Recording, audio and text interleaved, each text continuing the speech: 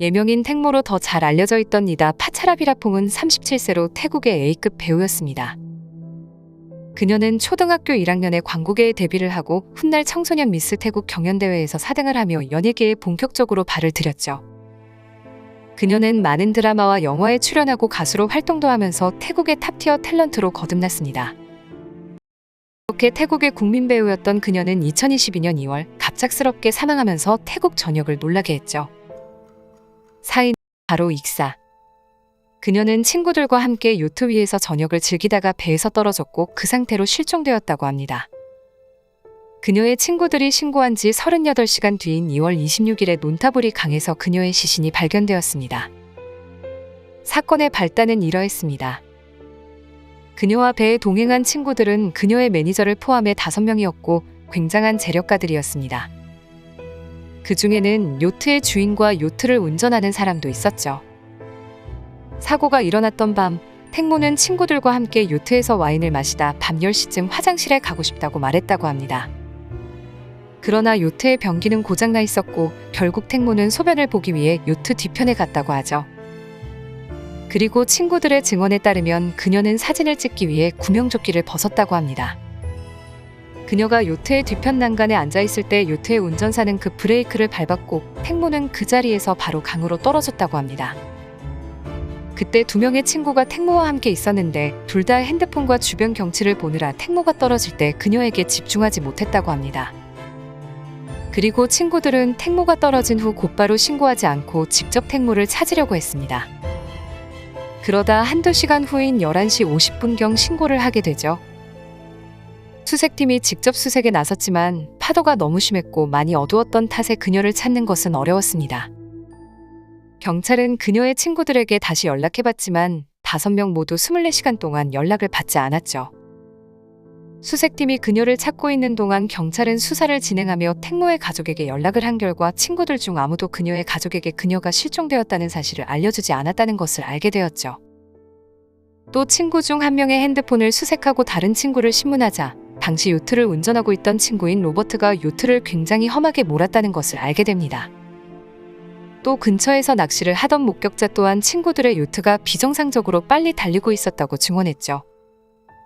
그렇게 경찰은 로버트와 핸드폰의 주인이었던 포타누팟을 부주의로 인해 타인을 사망하게 한 혐의로 체포합니다. 또 로버트는 만료된 요트 면허로 요트를 운전했다는 혐의도 받게 되죠. 2월 26일 그녀의 시신이 발견됩니다. 시신의 상태는 처참했습니다. 그녀의 몸 전체는 불어 있었고 얼굴과 몸은 일부 파란색과 검은색으로 변해 있었습니다. 또 그녀의 폐에 모래가 들어있던 것으로 봐서 그녀가 강으로 떨어졌을 때 당시에 그녀는 아직 숨을 쉬고 있었던 것으로 추측됐습니다. 또 그녀의 다리에는 배의 프로펠러에 긁혀서 생긴 것으로 추정되는 깊은 상처가 있었습니다. 그녀가 태국에서 유명한 여배우였던 만큼 태국의 대중은 사건에 큰 관심을 보였습니다. 그러다 그들은 이 사건에 연루되었던 친구들이 수상했다는 것을 알아냈죠. 먼저 그녀의 매니저였던 가틱. 가틱이 그녀가 사진을 찍어야 해서 구명조끼를 입지 않았다고 증언한 친구였습니다. 그녀가 택모의 실종 이후 택모의 어머니와 통화했을 때 당시에 택모의 어머니가 그녀에게 왜 택모를 구해주지 않았냐고 묻자 그녀는 수영을 하지 못해서였다고 대답했다고 합니다. 그러나 태국 네티즌들은 그녀의 SNS에서 그녀가 수영하고 있는 영상을 찾아냈죠. 또 그녀가 택모의 실종 이후 참여했던 기자회견이 대중을 더 의아하게 만들었죠.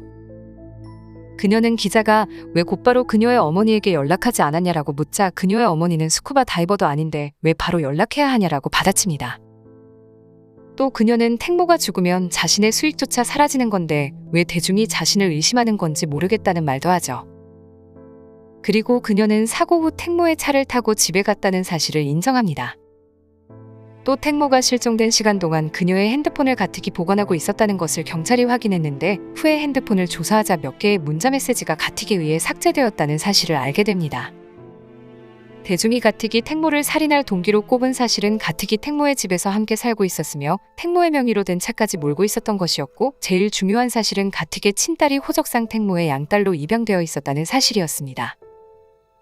택모가 죽으면 그녀의 유산과 보험금은 가틱의 딸이 물려받는 것이니 가틱이 죽인 게 아니냐고 대중은 추측했죠.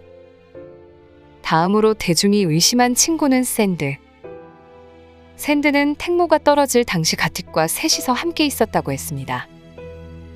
택모와 가장 가까이 있었던 샌드의 다리를 택모가 떨어지며 붙잡았었지만 샌드는 본인까지 떨어지는 것이 두려워서 택모를 뿌리쳤다고 했죠.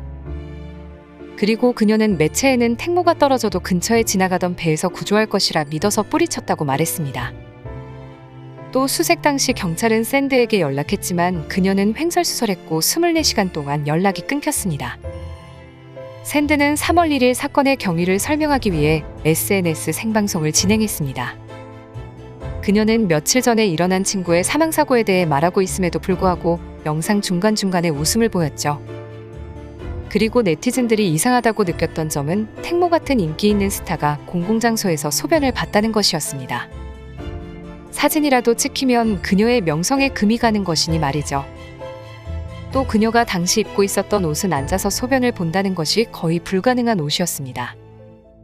그래서 네티즌들은 그녀가 소변을 봤다는 것에 대해 의심을 하기 시작했습니다. 그리고 택모가 죽은 후 네티즌은 그녀의 SNS 계정에서 사진이 삭제되었다는 사실을 발견합니다. 그녀의 계정에는 원래 2306개의 게시물이 있었으나 2300개의 게시물로 줄어들었다는 것이었죠. 그리고 네티즌에 의하면 삭제된 영상과 사진은 택모가 수영을 하는 모습이 나오는 게시물이었습니다. 네티즌은 사진을 삭제한 사람이 대중에게서 그녀가 수영을 할 줄 안다는 사실을 숨기려 했던 것이 아니냐는 주장을 펼쳤습니다. 또 그녀의 양딸과 애완동물들이 나오는 게시물들도 삭제되어 있었죠.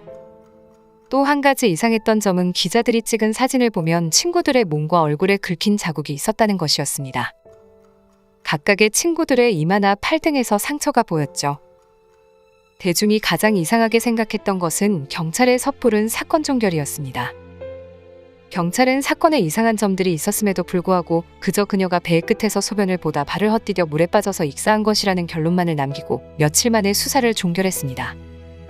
대중은 아무래도 그녀와 동행했던 친구들이 태국의 정재계와 관련이 있는 재력가들이니 수사에 영향을 준 것 같다고 주장했죠. 택모의 어머니는 절대 딸의 죽음이 단순 사고가 아니라고 주장했습니다.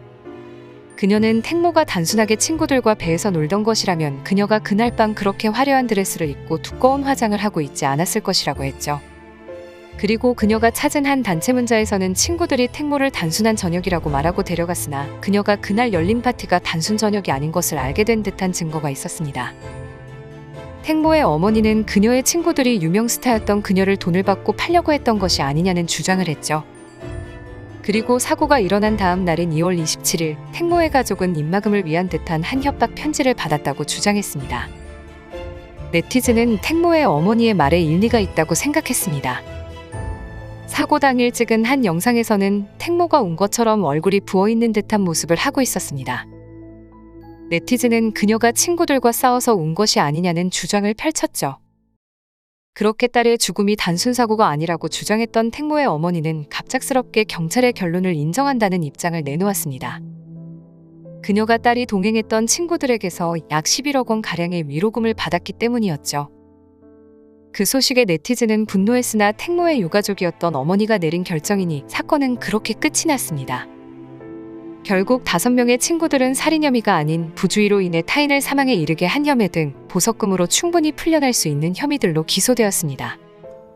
물론 그들은 보석금을 내고 풀려났죠.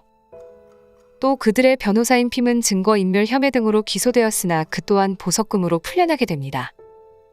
현재 대중이 제기하는 많은 의문점들로 재수사의 가능성이 충분한 사건입니다. 과연 진실은 무엇일까요? 그리고 그 진실은 언제 밝혀지게 될까요? 여기까지 비하인드 더 사건이었습니다. 구독과 좋아요 부탁드립니다. 감사합니다.